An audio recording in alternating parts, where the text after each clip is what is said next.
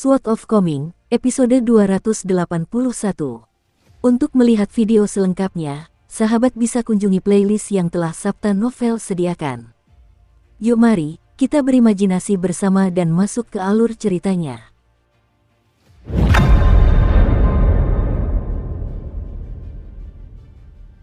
Pendeta Tao muda itu berdiri dan melangkah keluar dari tikar jeraminya. Kemudian ia menggulung gulungan Tao yang sedang dibacanya dan menepuk-nepuk tangannya dengan ringan, memandang anak laki-laki yang tampak sedih yang baru saja tiba di hadapan mereka. Dewa langit ini, yang mahir dalam pertempuran namun relatif tidak dikenal di dunia agung, tiba-tiba merasa sedikit bahagia. Dia kemungkinan besar sudah putus dengan gadis muda yang menyebalkan itu, kan? Dalam pemandangan yang jarang terjadi, pendeta Tao muda itu memutuskan untuk menghibur Chen Ping'an. Ia berusaha sebaik mungkin untuk memasang ekspresi yang menurutnya baik dan tulus, dan ia tersenyum dengan mata menyipit sambil berkata, temperamen gadis muda yang bau itu terlalu buruk. Dia juga terlalu angkuh. Hanya penampilannya sedikit lebih baik, latar belakangnya sedikit lebih baik, bakatnya sedikit lebih baik, dan potensi masa depannya sedikit lebih baik. Mengapa jatuh cinta pada orang seperti dia? Jadi, jangan terlalu dipikirkan sekarang setelah kau putus dengannya. Lagi pula, lihat saja gunung stalaktit di sini. Kau bisa berjalan-jalan di sepanjang jalan dan dengan mudah menemukan banyak gadis yang ramah dan lembut. Lihatlah pinggang ramping mereka yang terlihat seperti irisan kubis acar. Ini bukanlah pemandangan yang langka sama sekali. Gadis mana yang kau sukai? Aku akan membantumu. Senyum enggan teruk di wajah Chen Ping'an. Namun, dia tidak mengatakan apapun, karena lebih baik tidak memprovokasi orang yang sangat berpengaruh seperti pendeta Tao muda ini. Chen Ping'an hanya mengucapkan selamat tinggal kepada pendeta Tao muda yang tersenyum itu dengan hormat. Adapun pria parubaya yang memeluk pedang itu, ia sedang tertidur seperti biasanya di pagi hari. Karena itu, Chen Ping'an tidak mengganggu mimpinya yang indah. Ning Yao pernah menyebutkan orang ini kepada Chen Ping'an sebelumnya. Dia telah berpartisipasi dalam pertempuran ke-9 dari 13 pertempuran, namun dia kalah dari iblis besar tingkat 12 yang baru berusia 100 tahun. Itu adalah kekalahan yang menyedihkan baginya, sementara iblis besar muda dengan alat surgawi itu tiba-tiba menjadi terkenal entah dari mana. Nama iblis besar itu telah menyebar ke seluruh dunia yang terletak di selatan tembok besar Ki Pedang. Sementara itu, pria parubaya yang memeluk pedang itu telah dikirim ke sini sebagai hukuman, dengan gunung stalaktit sebagai penjaranya. Pria parubaya yang selalu memeluk pedang itu adalah seorang pendekar pedang pengembara. Usianya lebih dari 500 tahun, namun ia belum berkeluarga atau meninggalkan keturunan di tembok besar Ki Pedang. Menurut desas-desus, ia pernah memiliki pasangan Dao dengan bakat kultivasi biasa-biasa saja ketika ia masih berada di tahap awal 5 tingkat menengah. Setelah pasangannya meninggal di medan perang, pendekar pedang ini tidak pernah menikahi wanita lain sepanjang hidupnya yang panjang. Ia memiliki hubungan yang cukup baik dengan semua orang, namun ia tidak memiliki hubungan yang sangat dalam dengan siapapun. Ketika menyangkut kultivator, terutama penyempurna Ki di tingkat 5 atas, memiliki keturunan adalah hal yang agung dan mistis. Hal ini terutama berlaku bagi perempuan yang ingin mencapai keabadian dan meraih Dao. Mereka perlu berhenti mengalami menstruasi sejak usia muda, sehingga secara alami sangat sulit bagi mereka untuk melahirkan. Selain itu, kecuali para militeris, para pemurni Ki sebagian besar tidak mau melibatkan diri dengan karma fana. Kecuali jika pasangan tersebut sangat yakin bahwa mereka dapat melahirkan anak dengan bakat kultivasi yang sangat baik, mereka sering menunda masalah ini tanpa batas waktu sampai kesempatan yang ditakdirkan tiba.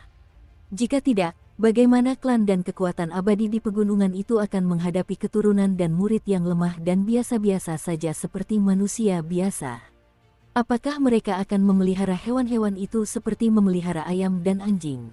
Biarlah begitu jika serangga-serangga menyedihkan dengan bakat minim namun standar tinggi ini bersedia menjalani hidup damai dan menunggu kematian. Namun kenyataannya, banyak sekali orang-orang tak berbakat seperti itu telah membawa kehancuran bagi klan atau pasukan mereka sepanjang sejarah. Terlebih lagi, meskipun para kultivator bersedia memberikan kesabaran dan kasih sayang kepada keturunan mereka, pada akhirnya merupakan hal yang menyedihkan bagi para tetua berambut putih untuk terus-menerus dan tanpa daya mengucapkan selamat tinggal kepada keturunan mereka yang berambut hitam.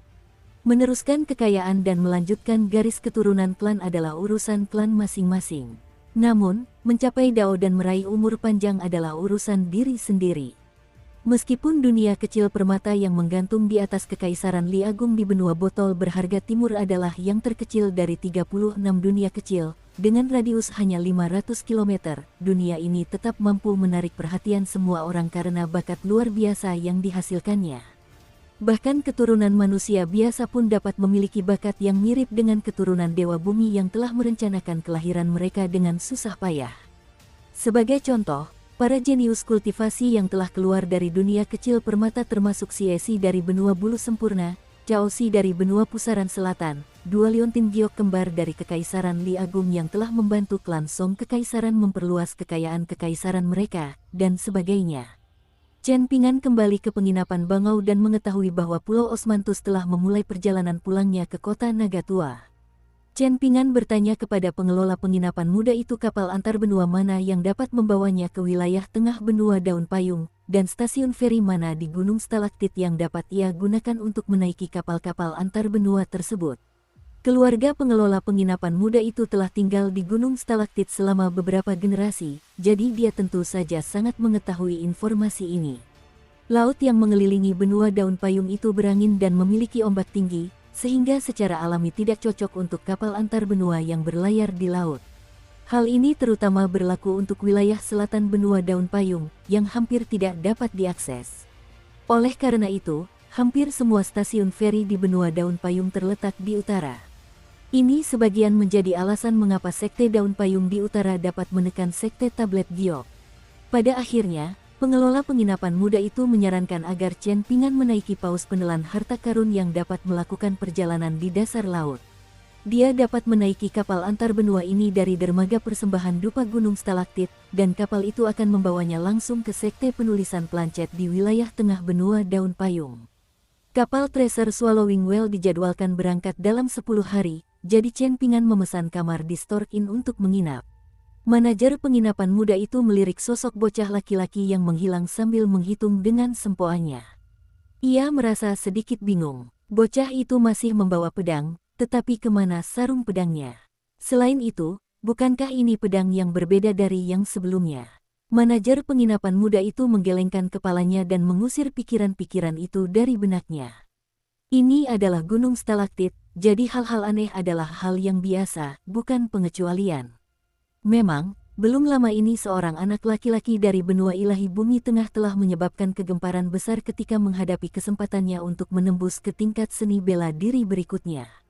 Saat ia melangkah ke Gunung Stalaktit dari tembok besar Ki Pedang, ia secara mengejutkan memicu fenomena aneh langit dan bumi yang menyebabkan gerbang seperti cermin di alun-alun bergetar hebat.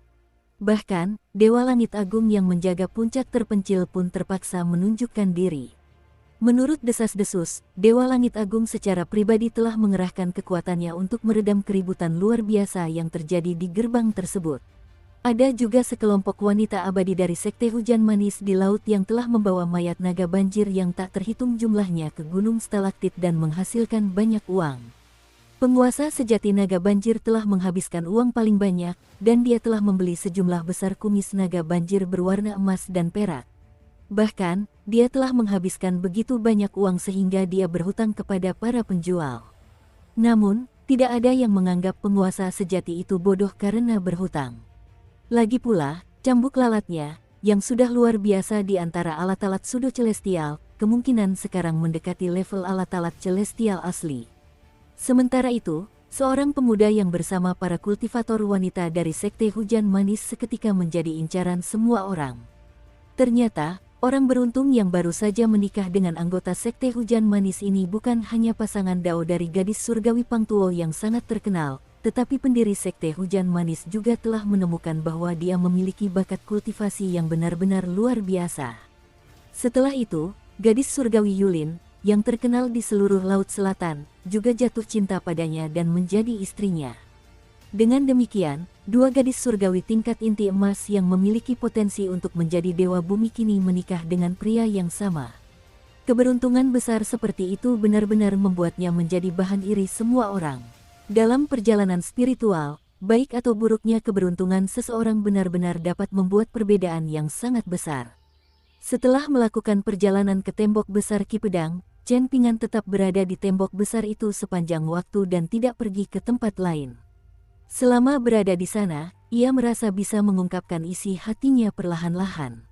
Namun, setelah dilempar kembali ke gunung stalaktit, dia menyadari bahwa semuanya sudah terlambat. Namun, meskipun merasa dirugikan, dia tidak merasa terlalu sedih saat ini. Sebaliknya, dia merasa cukup cemas. Chen Ping'an memegang kuncinya dan berjalan ke kamarnya. Sebenarnya, tidak ada apapun yang bisa ia tinggalkan di sini.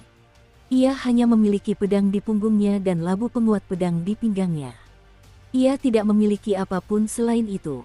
Mengikuti saran pengelola penginapan muda sebelumnya, Chen Ping'an segera meninggalkan kamarnya dan menuju ke toko-toko terdekat untuk membeli beberapa kebutuhan.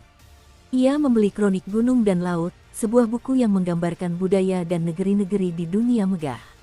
Tentu saja, ini adalah jenis buku untuk para abadi, jika tidak, ia hanya akan membuang-buang uangnya. Satu halaman dalam buku ini dapat memuat sekitar selusin gambar dan 3 hingga 4.000 kata. Gambar dan kata-kata ini seperti air yang mengalir dan awan yang melayang perlahan bergerak di sekitar halaman.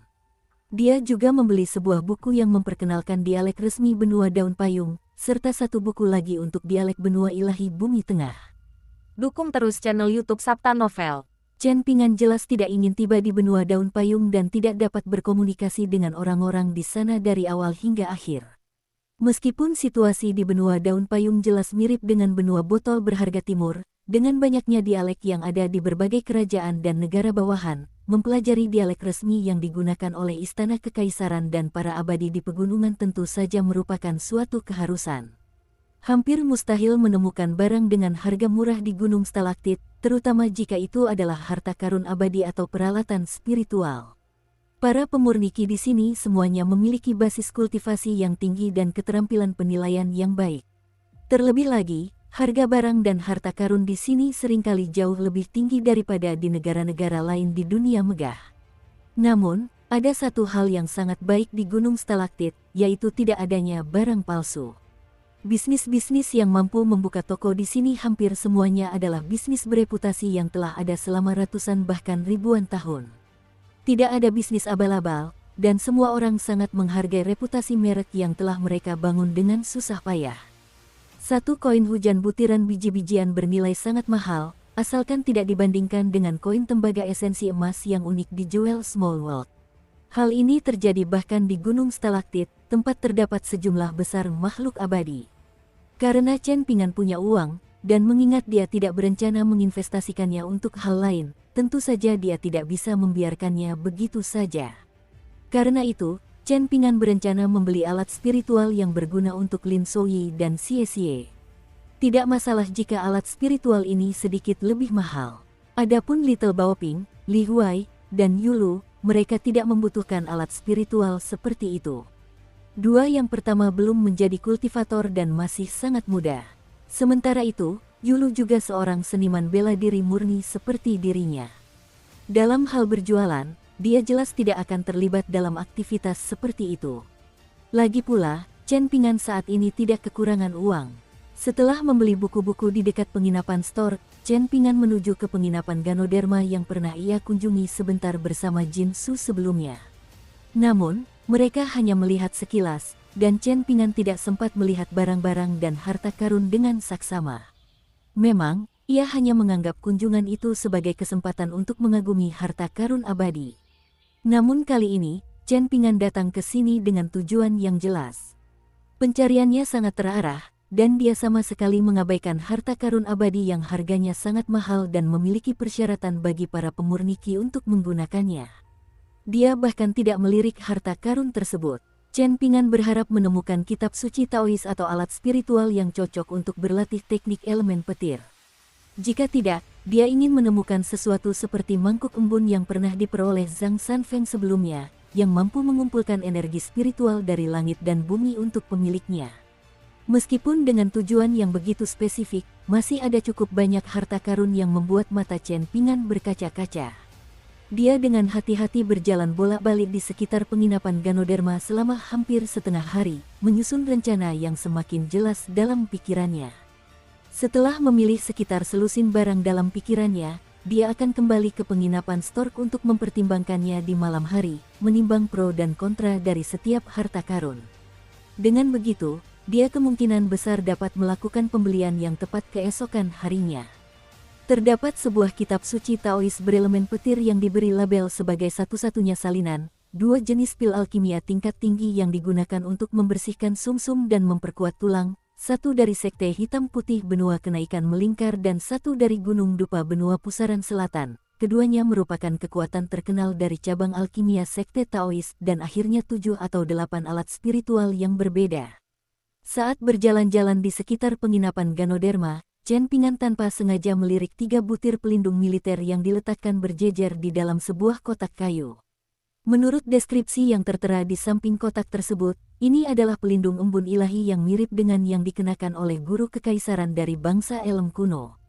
Namun, ketiga butir pelindung ini memiliki kualitas yang jauh lebih tinggi, dan ketiganya dapat dikenakan secara bersamaan. Tidak hanya itu, pemakainya pun tidak akan merasakan beban apapun. Kita bisa membayangkan betapa luar biasanya kemampuan pertahanan dari butir-butir pelindung ini. Hanya saja, harga yang diminta terlalu menakutkan. Sebanyak 30.000 koin kepingan salju. Satu koin kepingan salju setara dengan sekitar 1.000 tael perak. Satu koin dengan tingkat panas lebih rendah setara dengan 100 koin kepingan salju. Satu koin hujan butiran setara dengan 10 koin panas yang lebih kecil. Ini adalah apa yang disebut aturan, besaran 10 untuk mata uang yang digunakan oleh para abadi dari pegunungan. Chen Pingan ingat bahwa bahkan harta karun paling berharga di kapal Kun Gunung Upacara pun tidak semahal ini. Selain itu, harga ini memperhitungkan fakta bahwa 2 dari 3 peluru pelindung tersebut sedikit rusak dan tidak diperbaiki dengan benar. Dengan demikian, peluru pelindung tersebut tidak dapat dianggap sempurna. Namun, pelet pelindung ini bukanlah harta karun abadi termahal di penginapan Ganoderma. Ada banyak harta karun abadi yang tidak diberi harga oleh penginapan Ganoderma menggunakan koin kepingan salju atau koin panas yang lebih rendah. Sebaliknya, label harganya menggunakan koin hujan biji-bijian. Ada sehelai bulu berwarna kuning keemasan dengan nyala api yang melayang di dalam lemari pajangan berlapis glasir berwarna. Tidak ada deskripsi yang menyertainya, dan harga yang diminta adalah 100 koin hujan butir. Ada juga beberapa barang yang memancarkan warna-warna cemerlang dan beberapa barang yang tampak biasa saja. Barang-barang ini tidak memiliki harga, dan sebagai gantinya ditandai dengan negosiasi. Chen Pingan merasa sedikit mati rasa setelah melihat semua ini. Malam tiba, dan Chen Pingan memutuskan 2 barang yang akan dibelinya. Ada kitab suci Taois elemen petir yang diklaim oleh penginapan Ganoderma sebagai satu-satunya salinan yang sayangnya kehilangan puluhan halaman. Jika tidak, kitab suci itu akan tak ternilai harganya. Dia akan memberikan kitab suci ini kepada Lin Souyi. Ada juga armor pembawa embun ilahi yang tidak dapat diperbaiki ke bentuk aslinya. Faktanya, harga kedua harta karun itu jauh di atas anggaran yang direncanakan Chen Pingan. Harta karun ini hampir sama mahalnya dengan harta karun abadi. Namun, Chen Pingan tidak ragu lagi setelah mengambil keputusan. Kemudian, dengan wajah pucat, ia mulai berlatih meditasi berjalan. Ia tidak pucat hanya karena merasa berat mengeluarkan begitu banyak uang, melainkan karena energi abadi di punggungnya, pedang yang dipinjamkan oleh pendekar pedang tua itu selama 10 tahun. Saat ini, gumpalan energi pedang memancar dari pedang itu dan terus meresap ke dalam jiwanya. Jika ia hanya membawa pedang itu untuk waktu yang singkat, pernapasan dan meditasinya pasti tidak akan terlalu terpengaruh. Namun, membawa pedang itu dalam waktu yang lama akan menyebabkannya menderita hukuman yang cukup berat. Ini agak mirip dengan teknik tabuhan gendang dewa yang diciptakan oleh kakek Cui Chan, efeknya akan terus menumpuk seiring berjalannya waktu. Namun, Chen Pingan menemukan bahwa teknik 18 langkah lebih berguna daripada teknik pernapasan yang diajarkan oleh Pak Tua yang dalam membantunya melawan ki pedang yang dapat membekukan hati dan membersihkan jiwa seseorang. Meskipun demikian, teknik ini tetap sangat menyakitkan dan sulit untuk ditanggung. Namun, justru rasa sakit yang sangat familiar inilah yang secara mengejutkan membuat Chen Pingan merasa tenang. Keesokan harinya, Chen Pingan pergi ke penginapan Ganoderma dan membeli kedua harta karun itu, menyerahkan uang di satu tangan dan menerima harta karun di tangan lainnya. Tidak terjadi hal yang tidak diinginkan. Satu-satunya kejutan adalah Ganoderma menghadiahinya sebuah ukiran kecil setelah ia membayar kedua harta karun tersebut. Ukiran itu berupa seekor lembu putih yang menggigit sepotong Ganoderma di mulutnya. Penginapan Ganoderma menjelaskan bahwa hari ini adalah hari ulang tahun salah satu leluhur pendiri mereka, jadi penginapan Ganoderma selalu memberikan hadiah kecil kepada tamu terhormat mereka yang telah menghabiskan cukup banyak uang pada hari yang istimewa ini.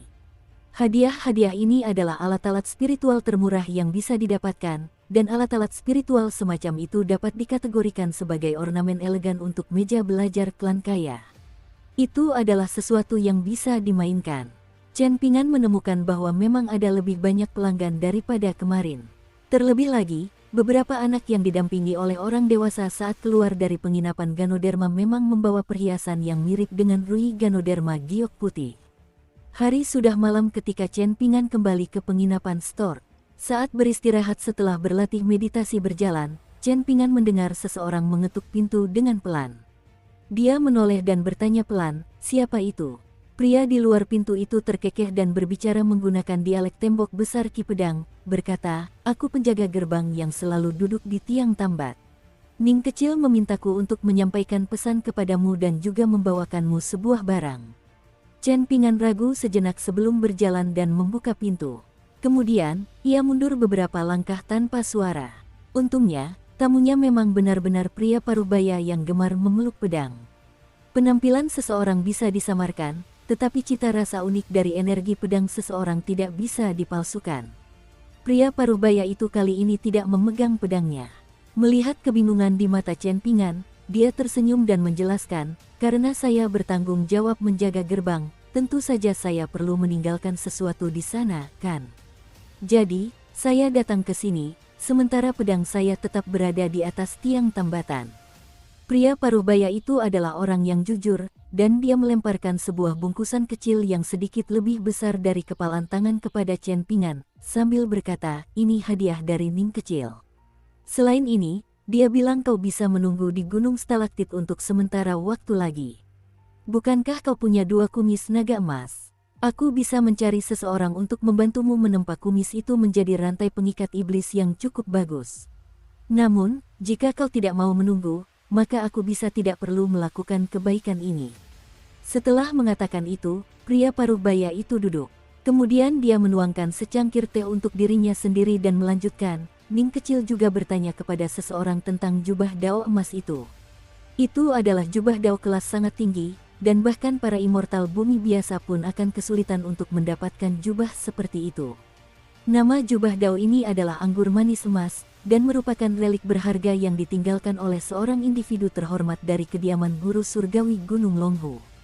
Setelah memisahkan diri dari klan mereka, individu ini hidup dalam pengasingan dan meninggal di sebuah pulau yang terletak di selatan lautan gantung terpencil. Jubah dao ini diperoleh oleh seorang kultivator pengembara yang beruntung, tetapi akhirnya direbut oleh naga banjir tua dari parit naga banjir. Jubah dao ini juga akan sesuai dengan ukuranmu jika kau memakainya, karena bagaimanapun juga ini adalah jubah dao yang sah. Ukurannya dapat berubah sesuai dengan orang yang memakainya. Keluarkan, dan aku bisa membantumu menggunakan beberapa kemampuan mistis kecil padanya." Jubah ini sudah terlalu mencolok. Chen Pingan tidak ragu kali ini, dan dia langsung mengeluarkan jubah dao emas dari harta karun di sakunya. Pendekar pedang abadi dari tembok besar Ki Pedang yang telah berpartisipasi dalam salah satu dari 13 pertempuran menjentikkan jarinya sebelum menjelaskan tindakannya secara singkat. Teknik ilusi yang digunakan oleh pria parubaya itu mirip dengan teknik yang digunakan Wei Bo pada labu pemeliharaan pedang milik Chen Pingan. Teknik itu dapat mencegah para pemurni Ki di bawah tingkat Dewa Bumi untuk menyadari sesuatu yang istimewa. Tentu saja, jubah dao akan aktif dan melindungi Chen Pingan jika ia menghadapi situasi hidup dan mati. Dalam kasus seperti itu, lawan-lawannya juga tidak akan bodoh. Mereka jelas akan memperhatikan petunjuk-petunjuk tersebut. Ketika pria parubaya itu pergi, ia membawa serta 2 kumis naga banjir emas. Setelah menutup pintu, Chen Pingan dengan lembut membuka bungkusan kapas kecil itu. Di dalamnya terdapat sebuah platform pembunuh naga berbentuk persegi panjang sebesar telapak tangannya. Yang paling penting, terdapat tulisan di kedua sisi platform pembunuh naga, yaitu Innocent dan Ning Yao. Wajar saja jika hanya pendekar pedang hebat yang mampu mengukir aksara pada platform pembunuh naga.